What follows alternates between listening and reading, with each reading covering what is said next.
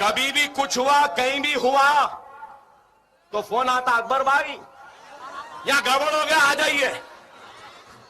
अकबर भाई ऐसा हो गया, अकबर भाई वैसा हो गया। कभी हमारा कोई भाई फोन करके नहीं बोला अकबर भाई ऐसा हुआ तो मैं ऐसा कर दिया।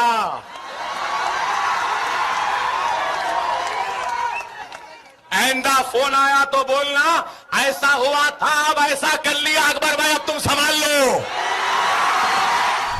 इन हरामियों को भी छोड़ना नहीं है। अब तुम लोग बच के बताओ रे हरामियों, तुम लोग जहाँ भी नजर आए अब तुम लोग का इतना बुरा आलम करेंगे हम कि तुम लोग याद रखेंगे तुम लोग किससे टक्कर लिए थे। हाँ तेरी इतनी मजेदार आया काय को तू? आप चलिए देखो। रुक रुक रुक रुक उसको रुक, अजय साहब को बुलाओ, इस गाड़ी में बिठा, उसको पुलिस स्टेशन ले जाओ, बिठा उसको, बिठा ले जाओ मुन्ना भाई। ए बाइक बढ़ रही, अब तेरी बाइक। हम तो ये इसको ईगो पे ले रहे एंड उसको हम रिमांड करने वाले हैं। हम ईगो पे ले रहे हैं पुलिस वाले, बिकॉज जो बात उसने किया बहुत गलत किया, जो सबके साथ वो गलत है, वो सबका प्रॉफिट मोहम्मद है, अब किसी का नहीं है, मेरा भी है आपका भी है, सुभान अल्लाह, सबका है। हमें ऐसे हिंदू हमारे समाज में चाहिए और हमें टी राजा सिंह जैसे एक नहीं 1 करोड़ हिंदू चाहिए जो खुल्लम खुल्ला जिहादियों को जिहादी की भाषा में प्रत्युत्तर दे सके। हम आरंभ नहीं करेंगे, लेकिन अगर तुम आरंभ करोगे तो हम यह सुनिश्चित करेंगे कि तुम्हारा अंत हो जाए। ये 15-15 सेकंड का, 20-20 सेकंड का, 30-30 सेकंड का टिकटॉक और रील्स बना के जो धमकी देते रहते हैं ना, ये बुर्का पहन के और ये हिजाब लगा के ये औरतें, इन सब के नाम मेरा यही संदेश है कि सुधर जाओ। छतों पर जब पत्थर इकट्ठा करते हो, अपने मस्जिदों के छत पे पत्थर इकट्ठा करते हो, अपनी औरतों को कहते हो कि एसिड की पाउचे फेंको हिंदुओं के ऊपर, शुरू तुम करते हो, अंत तुम्हारा कौन करता है यह तुमने देखा हुआ। तुम्हें शर्म नहीं आती कि भगवान शिव का लिंग उस जगह पे मुसलमानों के थूक, उसके पैर के कीचड़, उसकी धूल, उसके देह का मैल ये ढो रहा है, जबकि उस पर पवित्र गंगा जल चढ़ना चाहिए। हम यह क्यों नहीं सोचे कि हमारा केंद्रीय नेतृत्व कॉम्प्रोमाइज्ड है, उसे भी कोई कठपुतली की तरह चला रहा है। हम यह क्यों नहीं सोचे, क्यों आखिर हिंदू भाजपा को छोड़कर किसी और विकल्प की तलाश न करें। आखिर भाजपा ने, मतलब कब तक तुम उन्हीं 4-5 चीजों पर गीत गाते रहो? हिंदुओं के या तुम्हारे कार्यकर्ताओं की वह कौन सी संख्या है जिसे तुम लगेगा कि नहीं एनफ इज एनफ, ये तो बहुत ज्यादा हो गया? वो नंबर बताओ ताकि हम लोग को लगे कि नहीं यार अभी 135 ही मरे यार, इस पे तो भाजपा के उसमें संविधान में लिखा हो कम से कम 13,500 हिंदू मरे 1 महीना में, तब थोड़ा सा रिएक्शन दिया जाएगा। हमारी पार्टियां जिनमें हमने अपनी आस्था जताई वो कुछ नहीं करती है, उल्टे जो लोग इस पर वोकल होकर बोलते हैं ये उनके सहयोग सारे हटा देती है। तब तो हमें ऑल्टरनेटिव्स देखना पड़ेगा, और अगर हम अभी से सोचना नहीं आरंभ करेंगे तो आने वाले समय में ये पार्टी, वही सीताराम गोयल ने सही कहा था, ये कांग्रेस बनेगी, फिर कांग्रेस बनते बनते फिर मुस्लिम लीग बन जाएगी। नमस्कार, मैं अजीत और आप देख रहे हैं do politics. T Raja Singh को दोबारा से अरेस्ट कर लिया गया है और उन्होंने अरेस्ट होने से पहले एक वीडियो बनाया था जिसमें उन्होंने ये बात बोली, और वापस जब वो बेल पर छूटकर भी आए थे पहली बार अरेस्ट के बाद, तब भी उन्होंने एक बात बोली थी कि उनके लिए हिंदू हित जो है वो अधिक आवश्यक है किसी भी पार्टी या विचारधारा के। मुझे अरेस्ट कर सकती है पुलिस, क्योंकि कल मुख्यमंत्री कार्यालय में मीटिंग हुई और मुख्यमंत्री जी को भी अब ईगो आ गया कि किसी भी हालत में राजा सिंह को जेल में डाला जाए, या तड़ीपार किया जाए या पीडीआर डालकर उसको जेल में रखा जाए, ऐसी योजना चल रही है बोलकर मुझे इंटीमेशन आया। तो मैं मुख्यमंत्री जी को बताना चाहूंगा, ना हम गोली से डरते हैं, ना हम फांसी से डरते हैं, और ना ही हम जेल से डरते हैं। धर्म युद्ध है, कोई हमारे भगवान को गाली दे ये हमें बर्दाश्त नहीं, और जो धर्म को ललकारेगा, जिस भाषा में वो समझेगा, उस भाषा में राजा सिंह नहीं भारत का हर वो हिंदू, हर वो दुश्मन को जवाब देगा।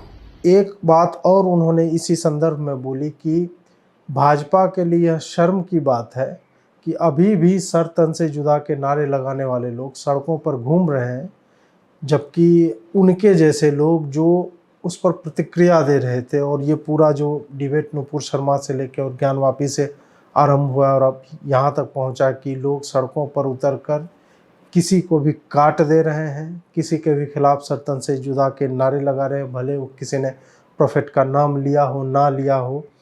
ये उनकी सेंसिटिविटी जो है इन सब चीज़ों को लेके एकदम ही अब नेगेटिव में जा चुकी है। और ओवैसी और उसके भाई जैसे लोग और AIMIM जैसी पार्टियां जो हैं सड़कों पर, हैदराबाद की सड़कों पर जो कर रही है वो हम सब ने पिछले 1-2 दिनों में देखा है। भाजपा अभी भी इस विषय पर सकारात्मक तरीके से प्रतिक्रिया देने में नाकाम रही है। भाजपा के वो नेता जो मूलतः ऐसे बिंदुओं पर अपनी प्रतिक्रिया देते रहते हैं, लेकिन उनकी कोई आप कह सकते हैं कि राष्ट्रीय एक्सेप्टेंस नहीं है, पार्टी में, लोगों में है। जैसे कपिल मिश्रा है, उन्होंने लगातार इस विषय पे समर्थन दिया उसका। फिर भाजपा के एक MLA हैं उत्तर प्रदेश से, उन्होंने भी इस मामले में टी राजा सिंह का समर्थन किया है। लेकिन जिस नेतृत्व से हम समर्थन की इच्छा करते हैं, उन लोगों ने अभी तक इस पर कोई भी बात नहीं बोली है। चाहे JP नड्डा हो, अमित शाह हो, नरेंद्र मोदी हो। लोग कहते हैं कि क्या अमित शाह, नरेंद्र मोदी यही सारी बातें जो है वो मतलब करते रहेंगे कि वो किसी नेता ने कहीं पे कुछ बोला है और उसी पे वो अपनी प्रतिक्रिया देते रहेंगे। लेकिन बात यह है कि इन तीनों को हटा भी दें तो बाकी जिस तरह से पार्टी ने टी राजा सिंह के विरोध में कारण बताओ नोटिस जो है जारी किया उनको कि आप बताइए क्यों ना आपको निलंबित किया जाए, यह सब देखकर लगता है कि पार्टी हिंदुत्व के विचारधारा पर तो नहीं चल रही है। हो सकता है वो यहूदियों के किसी विचारधारा पे चल रही हो, जिनसे जो है कोई नेतृत्व इनका या कोई लीडर ऐसा है जो उस लॉबी द्वारा संचालित हो रहा है और उसी लॉबी के कहने पे इस तरह की चीज़ें हो रही है। आई डोंट नो, यहूदी कर रहे हैं, अमेरिका कर रहा है, कौन कर रहा है मुझे नहीं पता, लेकिन यह बात एकदम सत्य है और यह निश्चित तरीके से कहा जा सकता है कि भाजपा जो है हिंदुत्व के विचारधारे से अब जो है भटक चुकी है, या उन्होंने 2024 से पहले उन्होंने सोचा होगा कि हम एक पीकिंग पॉइंट बनाएंगे। 2023 में हम जब जाएंगे तो उसके मई के बाद से जो है हम इन मुद्दों पर लेके प्रखर होंगे, ताकि वो एक मोमेंटम बना हुआ रहे, उसका राजनीतिक लाभ जो है ये 2024 के लोकसभा चुनाव में जो है ले सके। अब समाचार आपको पता ही होगा कि टी राजा सिंह दोबारा जो है बंदी बना लिए गए, गिरफ्तार कर लिए गए हैं और इस पर भी आपको कहीं पे भी कोई भाजपा नेताओं के नेतृत्व की जिसकी मैं बात कर रहा हूँ उसमें आपको कोई प्रतिक्रिया नहीं मिलेगी। जनमानस में, सामान्य लोगों में काफ़ी प्रतिक्रिया देखने को मिल रही है। अब मैं चाहूँगा कि जो हमने आरंभ में कुछ वीडियो के क्लिप्स आपको दिखाए, उन्हीं में से एक ये इमरान है, उसका यह क्लिप जो है आप सुने और फिर हम जो है उस पर चर्चा करेंगे कि इमरान जैसे व्यक्ति इस तरह की बातें कैसे, मतलब बिना किसी डर भय, मैं ये नहीं कर रहा हूँ कि ये हिंदुओं से डर जाए, नहीं, कानून का, विधि व्यवस्था का, पुलिस का, सरकार का किसी बात का भय इनमें नहीं है। आप ये वीडियो क्लिप सुनिए। तुझको ज़र्रा भी बर्दाश्त करने वाले नहीं है। अगर हैदराबाद के कमिश्नर, यहाँ का होम मिनिस्टर तुझ जैसे हरामी बद जानवर पर एक्शन नहीं लिए आज, तो हम भी देखना क्या करेंगे। और ये वीडियो में राजा सिंह तो सिर्फ फेस पर आया, इसको सपोर्ट करने वाले लड्डू यादव, नितिन नंदकार, कालू सिंह है। इन हरामियों को भी छोड़ना नहीं है। अब तुम लोग बच के बताओ रे हरामियों, तुम लोग जहाँ भी नज़र आए अब तुम लोग का इतना बुरा आलम करेंगे हम कि तुम लोग याद रखेंगे तुम लोग किससे टक्कर लिए थे। इस वीडियो में आपने देखा कि इमरान ने किस तरह के शब्दों का प्रयोग किया है। हरामी बार बार बोला है, सुअर के बच्चे, कुत्ते के बच्चे, और ये पूरा वीडियो मैंने आपको सुनाया नहीं, ये जितना लंबा है 2-2.5 मिनट का है।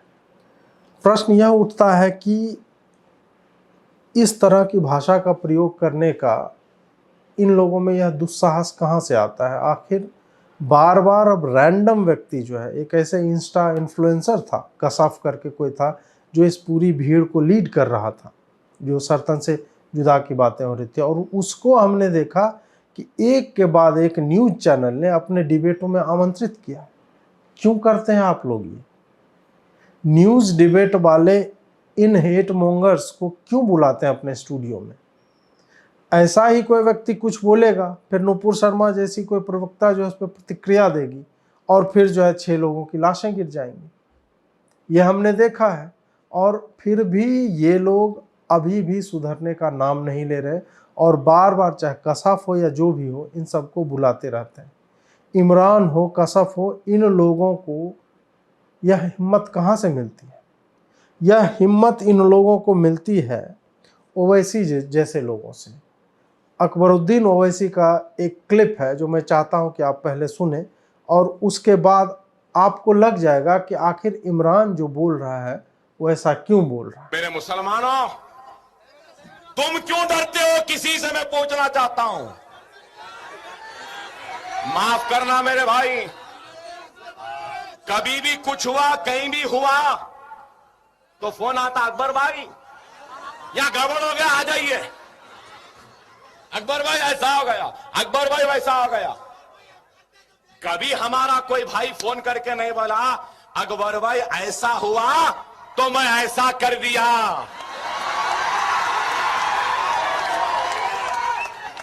आइंदा फोन आया तो बोलना ऐसा हुआ था, अब ऐसा कर लिया अकबर भाई, अब तुम संभाल लो।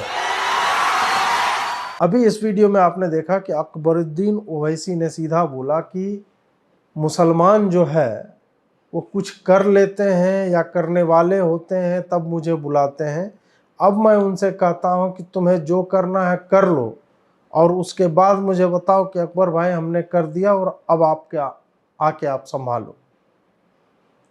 और ये सिर्फ कथनी नहीं है इनकी करनी भी वही है।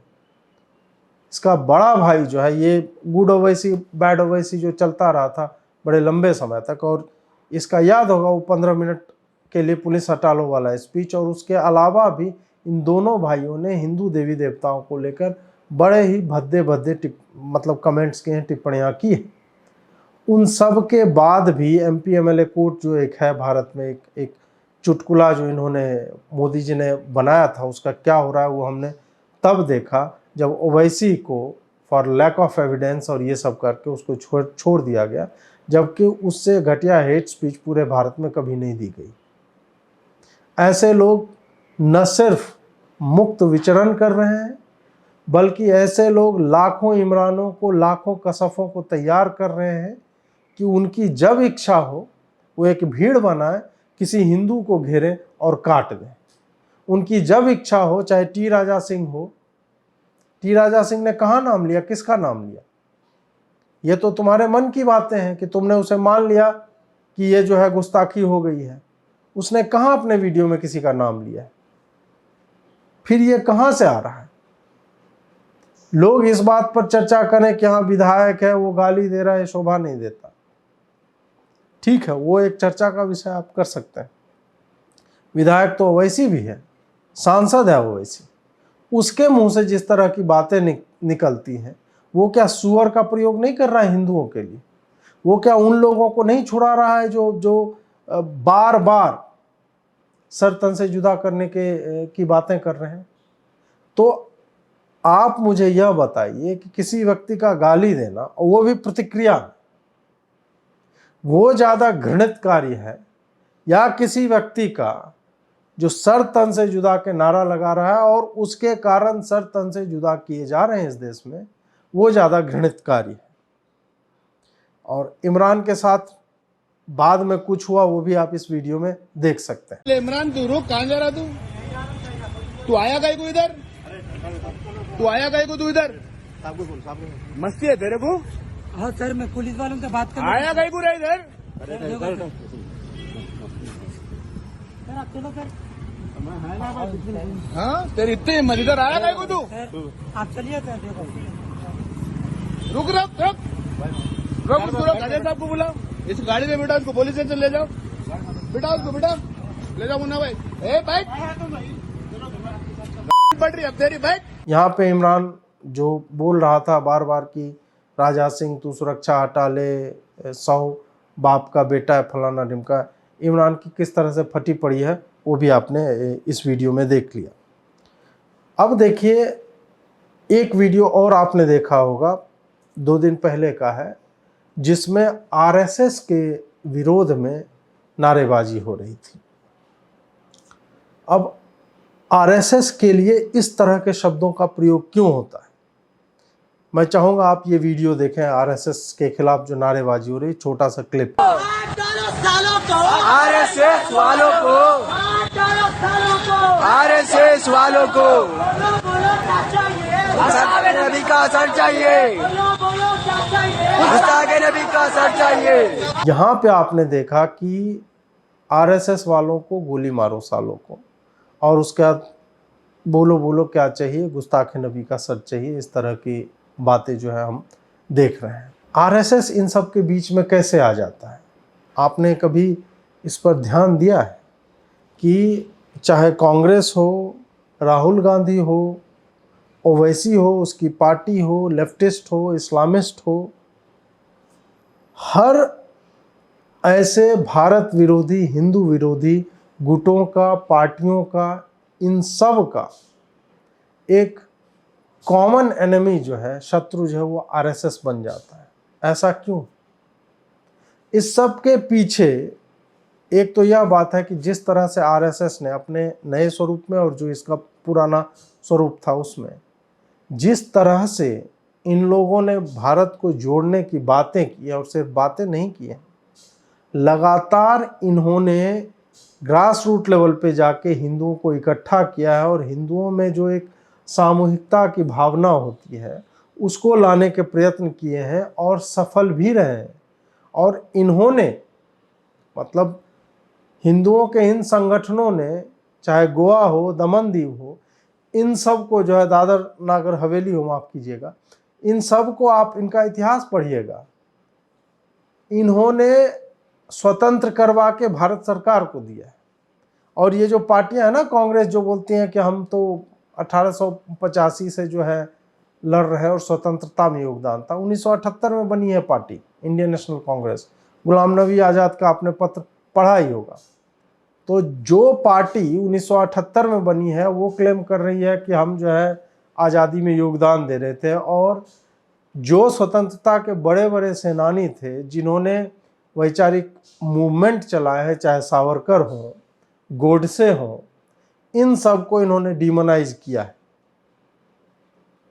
गांधी जैसे लोगों को आइकॉनिफाई करना, नेहरू जैसे लोगों को आइकॉनिफाई करना, जिन्होंने मतलब भारत के लिए क्या क्या भगवान जानते हैं, हाँ भारत के लिए हमने क्या किया ये हम सिलेबस में डाल के खुद ही पढ़ा देंगे कि हमने भारत के लिए ये किया है। कई बार तो इस तरह के विज्ञापन भी आते हैं, जैसे पता चलता है कि नेहरू जी को लेबर पेन हुआ था और भारत का पूरा मैप जो है उन्हीं के गर्भाशय से बाहर निकला था। इस तरह की बातें भी आती हैं। तो इन सब की जड़ में आरएसएस एक कॉमन एनिमी हो जाता है, क्योंकि आरएसएस ही अभी वह संस्था है जो हिंदुओं को किसी न किसी तरीके से, मैं ग्रामीण स्तर पे बोल रहा हूँ, टोले मोहल्ले के स्तर पे बोल रहा हूँ, जो एकजुट करके रखती है। यही कारण है कि आपको इस्लामिस्ट मॉब जो है उसको भी इंसाइट करने के लिए बोला जाता है कि आरएसएस तुम्हारा एनिमी, भाजपा नहीं है, आरएसएस तुम्हारा एनिमी है। क्यों? क्योंकि आरएसएस जो है सारे हिंदुओं को संगठित करने का, उसका जो उसके लिए पाठशालाएं चलाते हैं, उनके लिए कार्यशालाएं चलाते हैं, उनके लिए इनके मतलब पन्ने हैं, मोहल्ला के स्तर पे शाखाएं चलती हैं, शस्त्र पूजा होती है, जुलूस निकालने की संख्या दिन ब दिन बढ़ती ही जा रही है। रामनवमी में हम ये सब देख रहे हैं। यही कारण एक एनिमी को जो है मैन्युफैक्चर इन्होंने किया है, और उस मैन्युफैक्चर्ड एनिमी के पीछे ये लोग सारे लोग लगे हुए हैं, और इस तरह से बार बार इस बात को स्थापित करने की चेष्टा होती रहती है कि राष्ट्रीय स्वयंसेवक संघ जो है वो जो है देश और दुनिया में सारे पापों का, सारे दुर्दिनों का, सारी बर्बादियों का कारण है, जबकि ऐसा नहीं लगता, ऐसा है नहीं। जिस तरह से इस्लाम ने पूरी दुनिया में आतंक फैलाया है और जिस तरह से इस्लाम अपने स्वरूप में धीरे धीरे आ रहा है, आपने डिबेटों में सुना होगा कि ये लोग जो हैं, चाहे कसफ हैं या सर्तन से जुदा के जो नारे लगाते हैं, ये लोग आतंकवादी नहीं है या अपराधी नहीं है। ये तो अपनी किताबों में जो लिखा हुआ है उसको अक्षरशः उसका पालन कर रहे हैं। ये तो मूलतः मजहबी लोग हैं, जो सच्चे मुसलमान कहे जाते हैं, वो लोग हैं। ये इनका अपना कानून है, जो कि धीरे धीरे जिस तरह से सुप्रीम कोर्ट की रूलिंग्स आ रही हैं आजकल, तो वो लग रहा है कि भारत का भी, इस्लामिक रिपब्लिक ऑफ इंडिया का भी वही जो है नियम आने वाले समय में बनेगा। तो उसी रूल को, उसी नियमावली को तो ये फॉलो कर रहे हैं और उसी में फिर आरएसएस जो है बीच में आ जाता है। हम चाहे उनकी ऊपर की जो लीडरशिप है वो किसी तरह की बातें करें, लेकिन ग्रास रूट पे यही लोग जो है लगातार काम कर रहे हैं। सीताराम गोयल जी ने कहा था, अभी मतलब उनका नाम मैं इसलिए ले रहा हूं कि उन्होंने कहा था कि कांग्रेस धीरे धीरे मुस्लिम लीग बन जाएगी और भाजपा कांग्रेस बन जाएगी।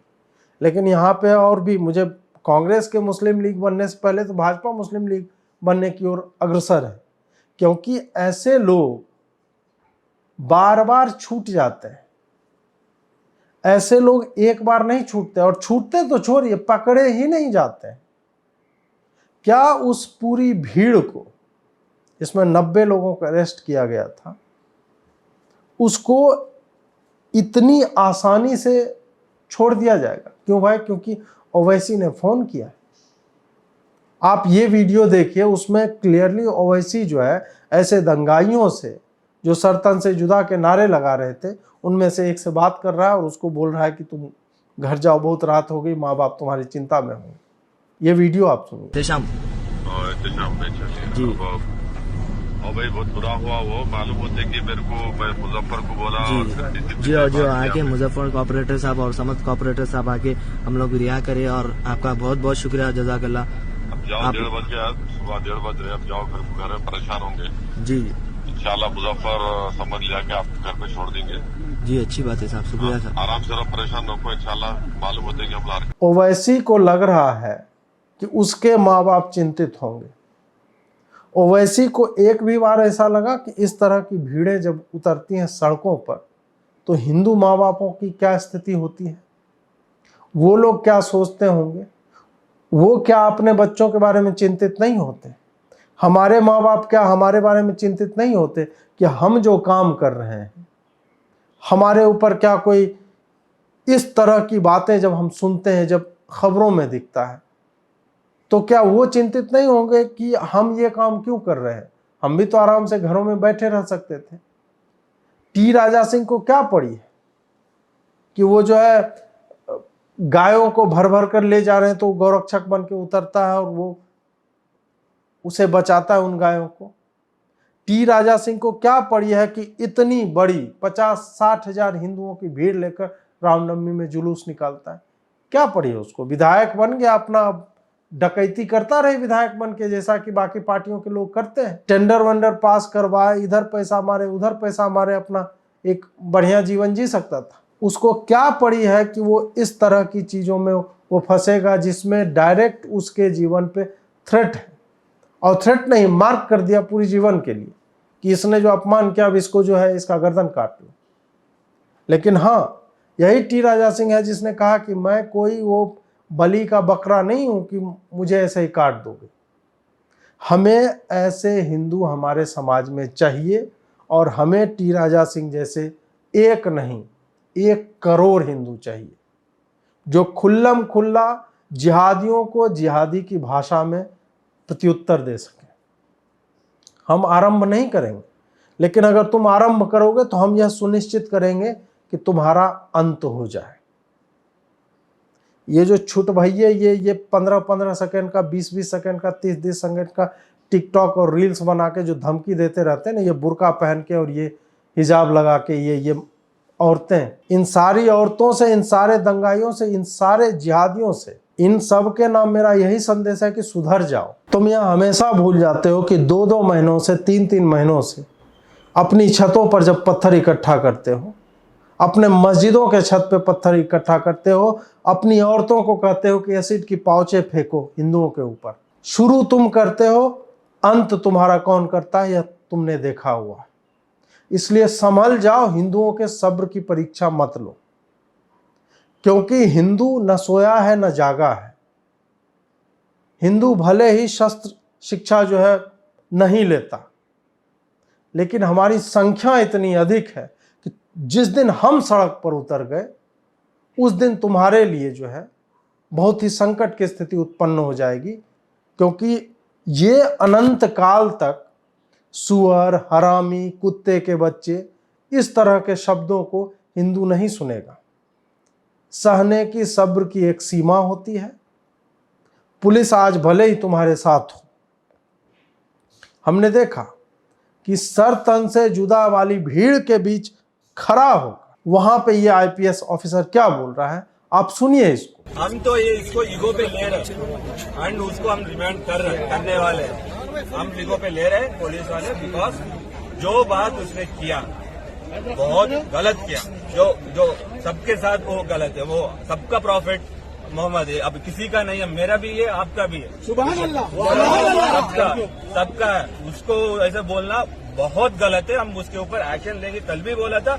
और मेरा बात सुन के कितने भी लोग कल था, आज उसको लेके अरेस्ट करके ये जज के ऊपर जज के सामने प्रोड्यूस किया था। तो कल सेशन कोर्ट में हम 7 पब्लिक प्रोसिक्यूटर, 1 नहीं 2 नहीं 7 पब्लिक प्रोसिक्यूटर्स को लेके जा रहे हैं और हमारा जो कार्रवाई है हम पेश कर रहे हैं। अब सब लोग इतना रात को इतना, आप जितने दिल का तकलीफ हो रहा है हमको भी महसूस हो रहा है, क्योंकि इतना रात को इतने सभी लोग आके ये प्रोटेस्ट कर रहे हैं। हम भी उसमें आपके साथ हैं। तो इसलिए आप जितना भी पीसफुल प्रोटेस्ट कर रहे हैं, हम उसमें कभी रोक टोक कभी नहीं किया, क्योंकि सुबह भी आप कर रहे हो। बल्कि वो प्रोटेस्ट के लिए आपको परमिशन लेना था, कुछ भी करना था, पर अब कुछ नहीं लिया, बिकॉज वो दिल की तकलीफ था। हमारा सेल्फ प्रोटेस्ट नहीं है साहब, ये हमारे सबका प्रोटेस्ट है, बोले साहब, सबका प्रोटेस्ट, परमिशन लेंगे साहब, बिल्कुल बोले साहब, सबका प्रोटेस्ट है। तो सबका प्रोटेस्ट है, इसीलिए आपका साथ दिया, अभी भी देंगे साथ में। जब इस तरह की बात कोई पुलिस अफसर करता है तो हमें लगता है कि उसका पहला पर्पस होता है टेंशन को डिफ्यूज करना, इस बात को दबाना कि किसी तरह मॉब जो है डिस्पर्स हो जाए और सुरक्षा व्यवस्था में जो है किसी तरह की मतलब सार्वजनिक संपत्ति को क्षति ना पहुंचे। लेकिन जब इसने शुरू में बोला कि आपके प्रॉफिट हमारा प्रॉफिट है ये वो, उसके बाद बोलता है कि हमारा भी ईगो का सवाल है, ये छूट कैसे गया, तब हमें लगने लगता है कि नहीं, ऐसे लोग या तो जो भी सत्ता होती है, जो भी इनको कंट्रोल कर रहा है, उससे मिले हुए हैं, या फिर इनका कोई अल्टीरियर मोटिव है। ये कम से कम विधि व्यवस्था, कानून व्यवस्था को सुचारू रूप से चलाने की बात करते तो नजर नहीं आते। यहाँ पे सिर्फ और सिर्फ यही लग रहा है कि ये आदमी उसी भीड़ का एक हिस्सा है और इसे भी अब उस भीड़ के साथ खड़े होके जिस तरह की शब्दावली इसकी आप देखिए कि ये लगातार बोल रहा है कि नहीं नहीं, हमने 1 नहीं 2 नहीं 7 पब्लिक प्रोसिक्यूटर लेके जाएंगे और हम ये सुनिश्चित करेंगे कि जेल से बाहर नहीं आए, इस तरह की बातें। आप इसको सुनकर के सन्न रह जाएंगे। और उसके बाद एक दूसरा पुलिस वाला है, मतलब ये दंगाइयों की भाषा बोल रहे हैं। ये अब वही है कि पुलिस वाला ये नहीं बोल सकता है कि हाँ चलो चलो सर तन से जुदा कर देते हैं। ये बस उतना ही बोलते बोलते रह गया, बाकी हर बात इसने बोल दी लगभग कि हाँ आपके प्रॉफिट मेरे प्रॉफिट हैं, हम जो है सुनिश्चित करेंगे कि पकड़े जाएंगे। बस इसने नहीं बोला कि चलो कल सुबह चलते हैं और टी राजा सिंह का गर्दन जो है उतार लेते हैं, मैं भी आपके साथ चलूंगा। ये कहते कहते वो रह गया। हो सकता है कि वर्दी का 1-2% जो है, जो एक्चुअल में करना चाहिए वर्दी पहन के, तो वो शायद वो 1-2% जो सत्यनिष्ठा होती है अपनी वर्दी के प्रति, अपने यूनिफॉर्म के प्रति, वो इस पुलिस वाले ने मतलब थोड़ा दिखा। अब ये दूसरे को सुनिए, ये क्या कह रहा है माइक। हमारा ओल्ड सिटी बच्चे पूरा इनोसेंट है, अभी तक केसेस नहीं है, 10 साल से कुछ भी केसेस नहीं है। फिर हमारा को केस में फंसाना, फिर आप लोगों को पुलिस लोगों को लड़ाई झड़ाई करना बोल के वो लोग कर रहे हैं। आप जरा ध्यान से सोचो, आप ध्यान से सोचो। मैं फिर वादा कर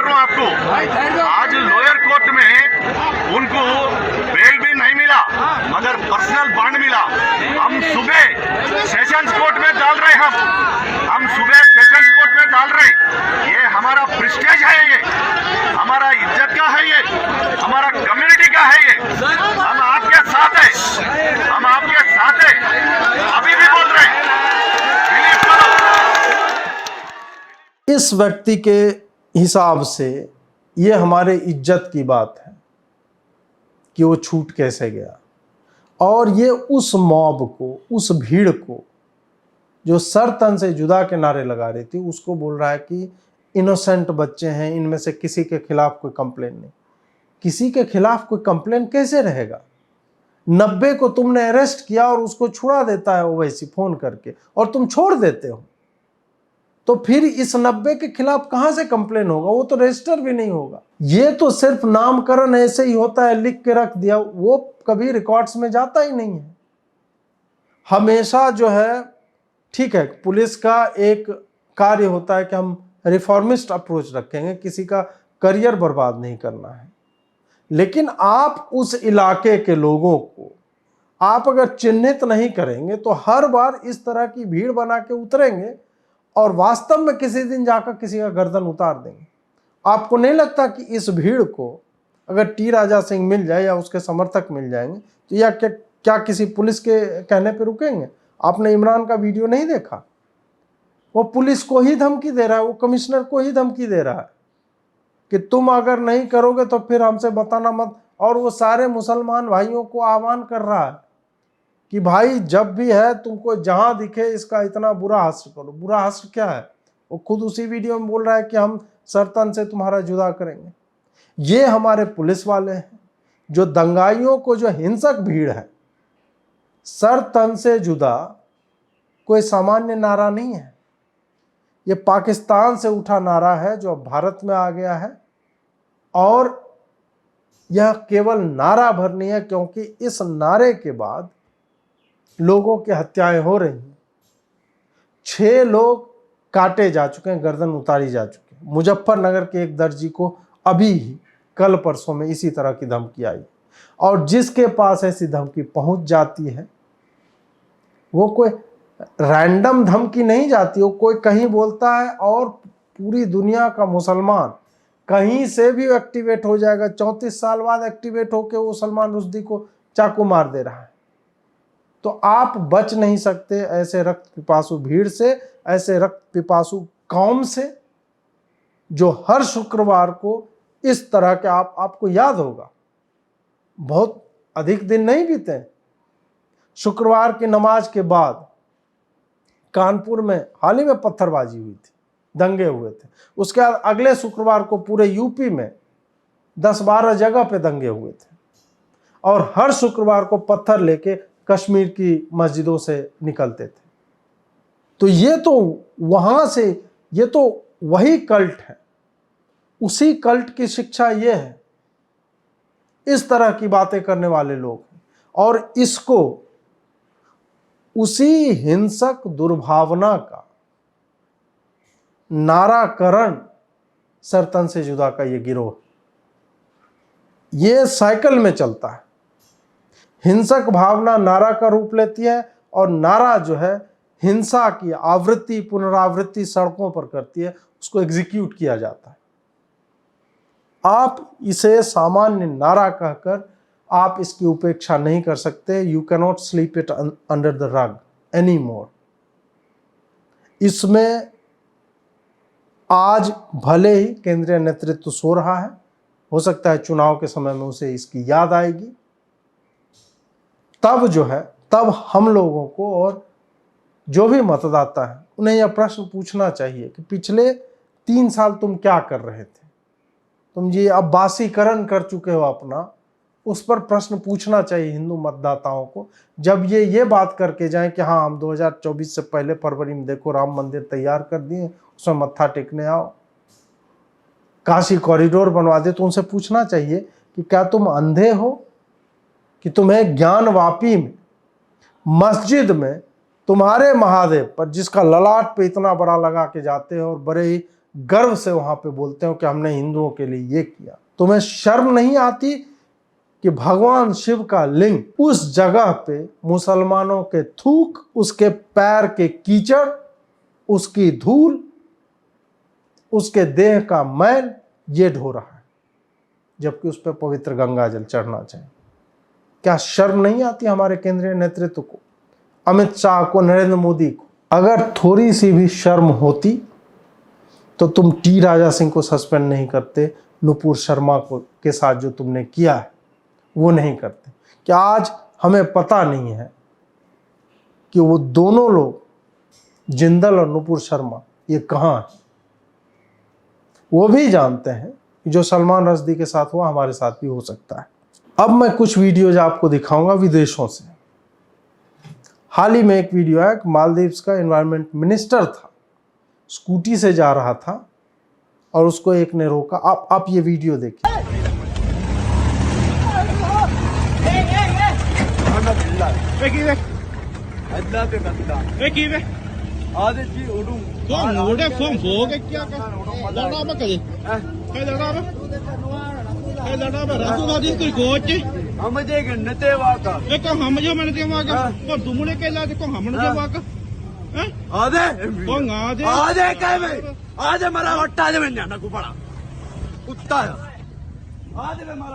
इस तरह से राह चलते कोई भी कहीं भी एक्टिवेट हो जा रहा है। मतलब ज़ॉम्बी वाली आदत हो गई है कि इन्हें मरने से कोई है ही नहीं। और ये खुल्लम खुल्ला एक वीडियो मैंने देखा था, उसमें बोल रहा है कि तुम हमें डेथ से मत डरा। ये लंदन का, उसके पार्लियामेंट के सामने एक प्रोटेस्ट हो रहा था, उसका एक वीडियो है। बोल रहा है कि हमें डेथ से मत डराओ, डेथ के बाद तो हमारी शुरुआत होती है। सही बात है, 72 हूर का प्रोमिस जो डेथ के बाद ही है। जो सबसे बड़ी गलती मुसलमान ये कर रहे हैं, अल्लाह ने मुसलमान को दुनिया में मरने के लिए भेजा, ये जीने की कोशिश कर रहे हैं। जो मुसलमान दुनिया में जीने की कोशिश करेगा अल्लाह इसे मार देंगे। इसको हर जगह मारेंगे, घर में भी मारेंगे, बाहर मुल्कों में भी मारेंगे। सारी दुनिया मुसलमानों की कटाई पटाई हो रही है। क्यों? कि अल्लाह ने दुनिया में जीने के लिए भेजा ही नहीं है, मैंने तुम्हें मरने के लिए भेजा है। अल्लज़ी खलक़ल मौत वल हयात, तुम मरने की मेहनत करो, मैं तुम्हें हयात दूंगा, और उस हयात का नाम अल्लाह ने हयात तैयबा रखा है। मैं तुम्हें दुनिया में जन्नत की जिंदगी बरसाऊंगा, लेकिन तुम मरने की तैयारी करो। तो डेथ से, उसके लिए तो मानव जन्म लेना, जो हिंदुओं के लिए मतलब सौभाग्य है, उसके लिए दुर्भाग्य है कि हमें जन्म क्यों दिया। हमें तो मार दो और उसके बाद जो है आफ्टर लाइफ, वहां पे जाके हम कुछ काम का काम करेंगे। यहाँ पे रहते तो मतलब कोई काम हो ही नहीं रहा है, तो मरने से डर ही नहीं है इनको, इसलिए कोई भी कहीं भी एक्टिवेट हो जाता है। डेनमार्क में एक वीडियो आया है, उस वीडियो को आप देखिए।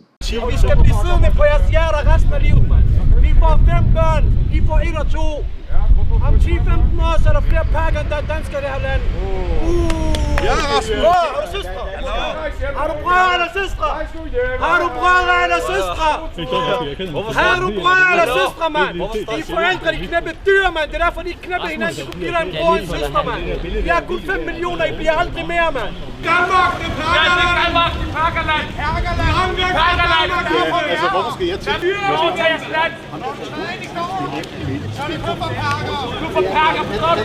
इस वीडियो में बार बार बोल रहा है कि हम तुम्हारी माँ बहनों को खींचेंगे, उससे शादी करेंगे, तुम्हें निकालेंगे, और ये डच लोगों का अब ये नहीं रहा देश, ये इस्लामिक होगा, ये पाकी का होगा, ये पाकिस्तानी है शायद, या जो भी है। तो ये लगातार बोल रहे हैं। सलमान रश्दी के साथ जो हुआ, उसके बाद उसका नाम मैं बार बार इसलिए ले रहा हूँ कि देखिए, जिस दिन हुआ उसके एक दिन 2 दिन के बाद पूरी स्टोरी आप देखें, मीडिया में कहीं डिस्कशन में नहीं, कोई चर्चा नहीं है, गायब हो गई। पूरे इंटरनेशनल स्फीयर से ये स्टोरी अब चर्चा में है ही नहीं, पूरी तरह से गायब हो चुकी है कि एक इस्लामिस्ट मॉब ने कैसे 34 साल पहले फतवा जारी किया, और भारत पहला देश था बाय द वे कि ऐसे ब्रिलियंट लेखक को बैन करने वाला।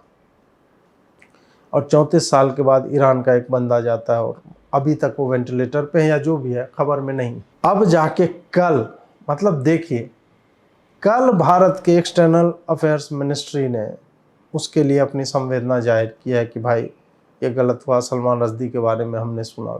कल तब कबूतर के भी टांग में अगर बांध के उड़ाया जाता अमेरिका से तो 3-4 दिन पहले पहुंच जाता ये खबर। लेकिन कल इन्होंने बोला है। हम बार बार ऐसी परिस्थितियों में हम देखते हैं कि हमारा केंद्रीय नेतृत्व जब सबसे पहले रिएक्ट करना चाहिए था आपको, सबसे बाद में करते हैं। और यही कारण है कि जो ग्लोबल विक्टिमहुड का नैरेटिव मुसलमानों ने अपने ऊपर लिया हुआ है कि पूरे दुनिया में बम भी हम ही फोड़ेंगे, पूरे दुनिया में आतंक के जनक और प्रचारक हम ही हैं, लेकिन हम ही विक्टिमहुड भी कि नहीं नहीं भाई पूरी दुनिया हमारे खिलाफ हो गया ये भी। और उसमें भारत जो है अभी लगातार सक्रिय होकर इसमें अपना योगदान दे रहा है कि नहीं, भारत में मुसलमानों की तो भाई हालत बहुत खराब, इतनी हालत खराब है कि सड़कों पे उतर के सत्तन से जुदा के नारे लगाते हैं। इतना हमने उनको परेशान कर दिया कि वो जो है कन्हैया लाल की गर्दन काट लेते हैं, उमेश को लेकर गर्दन काट लेते हैं, किशन को गोली मार देते हैं क्लोज रेंज से। ये सारा हम करने को विवश कर दिए गए। 6 हत्याएं हो चुकी हैं और उसके बाद हम ये देख रहे हैं कि विक्टिम नुपुर नहीं जुबैर बन जाता है। जस्टिस सूर्यकांत और पार्डीवाला ने जो कहा था वो बहुत दिन पहले नहीं कहा था कि नुपुर शर्मा के शब्दों के कारण ये सारी हत्याएं हो रही, जुबैर के कारण नहीं हो रही। जो आउट ऑफ कंटेक्स्ट वीडियो जो है वो काट के लगाता है ट्विटर पे, जिसके कारण ये इतना बड़ा मुद्दा बनता है और उसके बाद 6 लाशें गिर जाती हैं। 6 लाशें तो हमें पता है कौन कहाँ काटा मारा जा रहा है, किसको किसको। हर दूसरे दिन तो एक चिट्ठी आ ही रही है, किस वकील को दे दिया जान से मारने की धमकी, तुमने नुपुर शर्मा का सपोर्ट किया है, उस टेलर को दे दिया कि बहुत बड़ा देशभक्त बना फिरता है, हम तुमको भी जान से मार देते हैं, छुप सकता है छुप ले, नहीं तो भाग ले यहाँ से। कब तक भागता फिरेगा? नुपुर विक्टिम नहीं है, जिसके ऊपर जान से मारने की धमकी है और वो धमकी बहुत ही रियल है, रियलिस्टिक है, वास्तविक है, वो पीड़ित पक्ष नहीं है। पीड़ित पक्ष वो है जिसने इन धमकियों को स्टार्ट किया है, जिसने यह सुनिश्चित किया है कि उसकी गर्दन किसी दिन आने वाले समय में कट जाए। मोहम्मद जुबैर, उसको जो है सुप्रीम कोर्ट ने दामाद वाला ट्रीटमेंट जो दिया वो तो हम सब ने देखा है। कन्हैया लाल विक्टिम नहीं है, विक्टिम है अजमेर दरगाह कि देखो भाई इकोनॉमिक आर्थिक बहिष्कार हो रहा है मुसलमानों का, उनकी अर्निंग्स गिर रही है, तो इसलिए वो विक्टिम हो जाते हैं। जिसकी गर्दन कट चुकी है वो पीड़ित नहीं है। ओवैसी भाइयों का उनके घृणित वीडियोज अभी भी चल रहे हैं, अभी भी शेयर हो रहे हैं, हर जगह दिख रहा है। बस हमारे MP MLA कोर्ट वालों को नहीं दिखा और उनको नहीं लगता है कि उसका कोई इम्पैक्ट है। लोग नॉर्मली यही कहते हैं कि ठीक है दे भी दिया तो उससे हुआ क्या, उसका इमीडिएट कोई प्रभाव हो ऐसा आवश्यक नहीं। उसका प्रभाव हम देखते हैं कि कैसे वो सिमर करता रहता है, धीरे धीरे उबलता रहता है और ऐसे वीडियो बार बार शेयर होते हैं, तब जाकर RSS वालों को गोली मारो सालों को, बोलो बोलो क्या चाहिए, गुस्ताख नबी का सर चाहिए, इस तरह के नारे लगते हैं और इन नारों का परिणाम किसी हिंदू का कटा हुआ सर होता है। ये घृणा अभी भी चलती रहेगी, ओवैसी भाइयों का ऐसा ही चलता रहेगा। गैंगअप करके इन दंगाइयों को ये लोग छुड़ाते रहेंगे और टी राजा सिंह उसका रिएक्शन जो है उसके कारण उसके बिहेडिंग की धमकी आती रहेगी। अब मेरी भाजपा के कट्टर समर्थकों से जो अभी भी मास्टर स्ट्रोक ढूंढ रहे हैं, या उनको लगता है जब हम लोग बोलते हैं चिंतित होकर, तब ये लोग जो भौंकते हुए आते हैं ट्विटर के टाइमलाइन पे नीचे कमेंट करने के लिए, उनसे मेरे कुछ स्पष्ट प्रश्न हैं कि इतना सब होने के बाद भी विश्वनाथ कॉरिडोर मोदी जी ने बनवाया, बहुत जय जयकार हुई, मैंने भी किया था, लेकिन जब ज्ञान वापी का मसला आता है, उसके बाद बिंदु माधव ऊपर में जो है, जो काशी गए उन्होंने देखा होगा, उसको भी मस्जिद बना दिया गया है।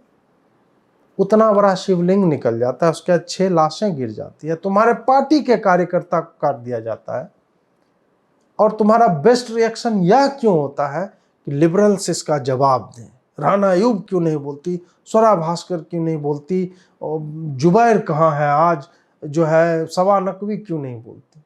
ये प्रश्न तुम किससे पूछ रहे हो और क्यों पूछ रहे हो, इसका जवाब दो, इसके बारे में सोचो। दूसरा प्रश्न मेरा है कि क्या अभी भी इज इट स्टिल फनी कि law will take its course.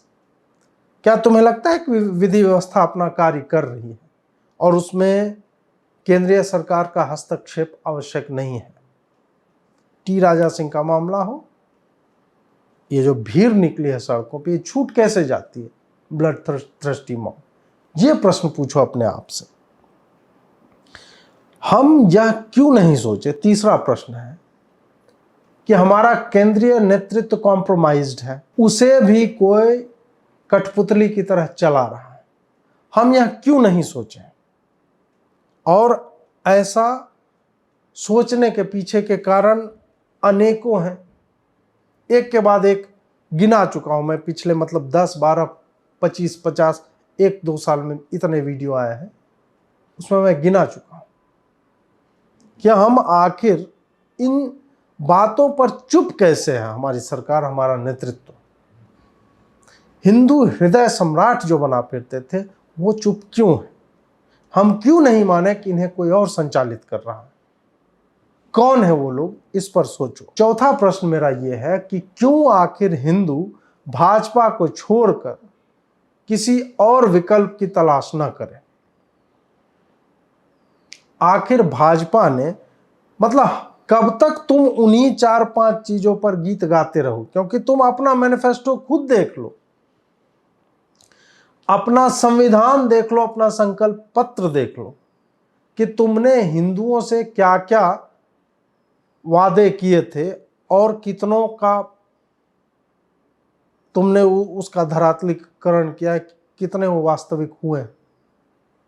तुम अपनी मूल प्रकृति के विरुद्ध जा रहे हो। तुम बंगाल में इतने तुम्हारे कार्यकर्ता मर गए, तुमने कुछ नहीं बोला। अगला प्रश्न मेरा वही है कि हिंदुओं के या तुम्हारे कार्यकर्ताओं की वह कौन सी संख्या है जिसे तुम लगेगा कि नहीं, एनफ इज एनफ, ये तो बहुत ज्यादा हो गया। वो नंबर बता दो, उस नंबर को मैं जानना चाहता हूं। उस नंबर को बता दो ताकि हम लोग को लगे कि नहीं यार, अभी 135 ही मरे यार, इस पे तो भाजपा के उसमें संविधान में लिखा हो कम से कम 13,500 हिंदू मरे 1 महीना में, तब थोड़ा सा रिएक्शन दिया जाएगा। क्योंकि शबाना आदमी के घुटने की जो खरोंच है उससे कितना उसके रोए खड़े हुए होंगे, तो कम से कम उतने हिंदू तो मरे। मतलब इक्विवेलेंट भी तो आपको देखना पड़ेगा ना। अब्बास मोदी जी का मित्र है, तो आपको तो देखना पड़ेगा ना कि हिंदू और मुसलमान बराबर नहीं है मोदी जी की निगाहों में। तो वो नंबर हमें बता दो ताकि हम लॉजिकली, तार्किक रूप से यह समझ सके कि नहीं भाई, मोदी जी ने ये नंबर दिया 13,500 का 135 में, और एक आध उमेश कोल्हे, कन्हैया लाल सब मर जाते हैं, तो उस पर इतना जो है आहत होने की आवश्यकता नहीं है। छठा प्रश्न मेरा ये है कि क्या आप अभी भी मानते हैं कि मोदी जी कल की अवतार है।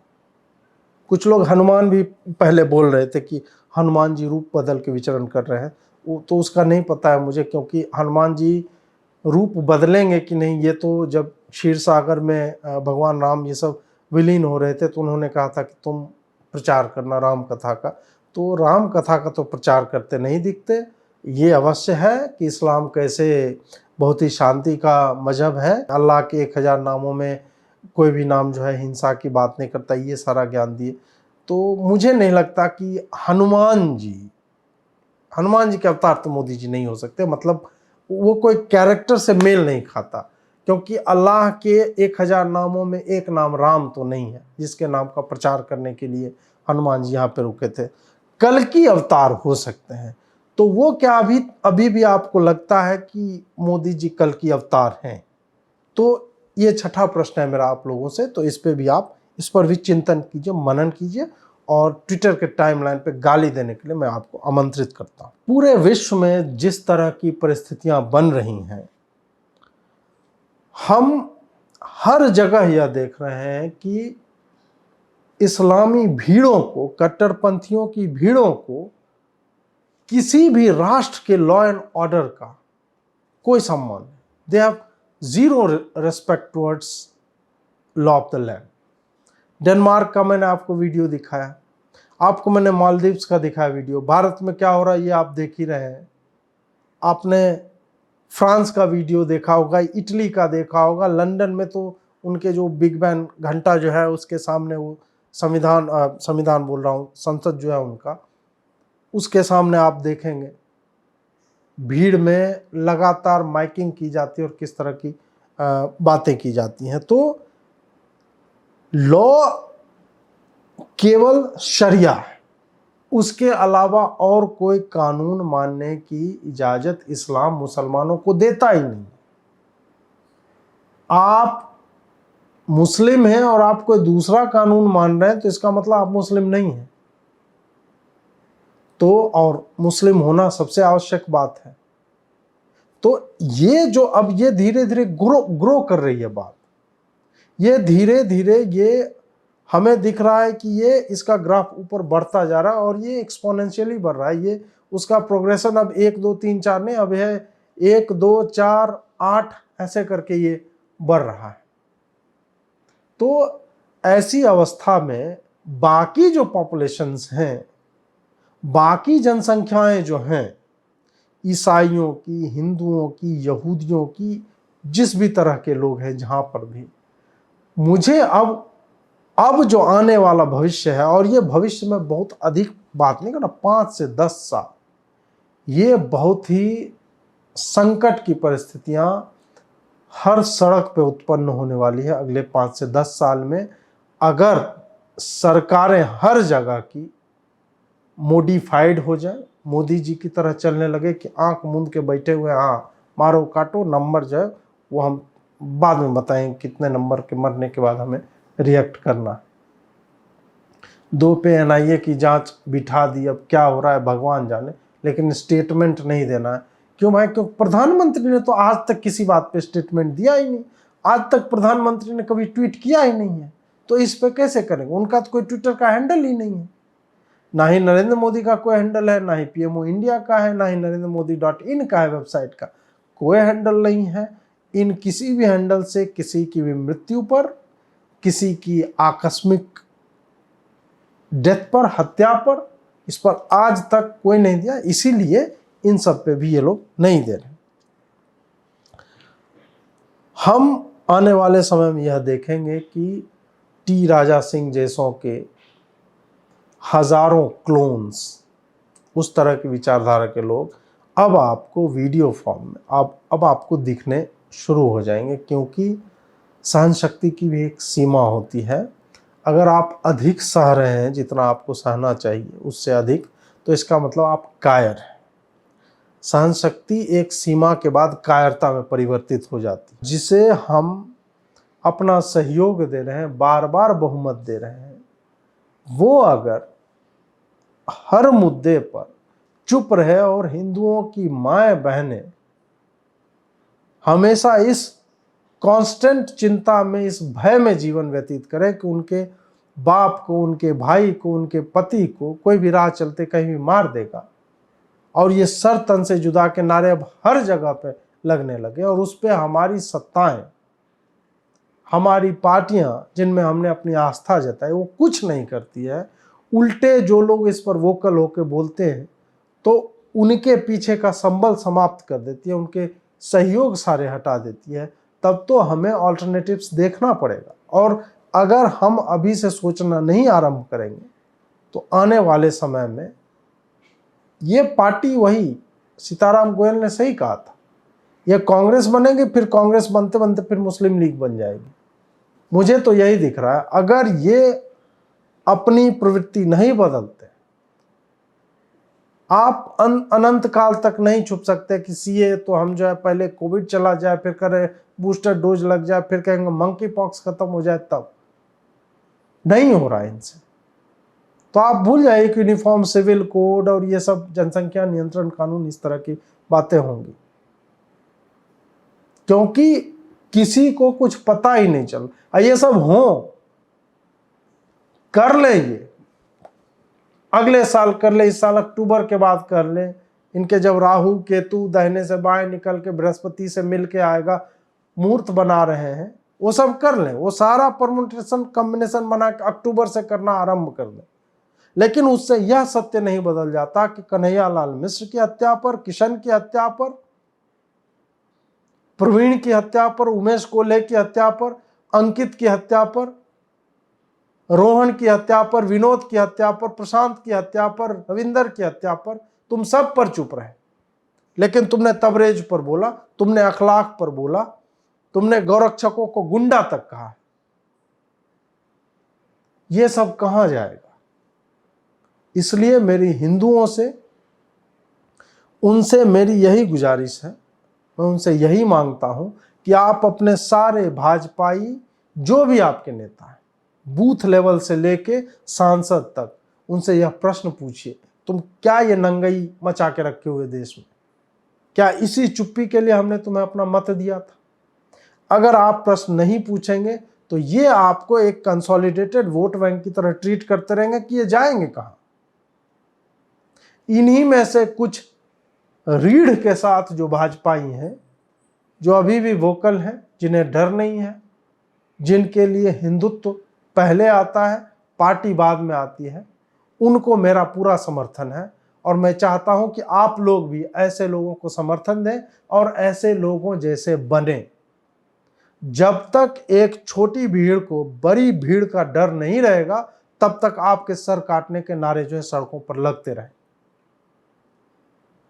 जुड़ने के लिए बहुत बहुत आभार आपका। नमस्कार।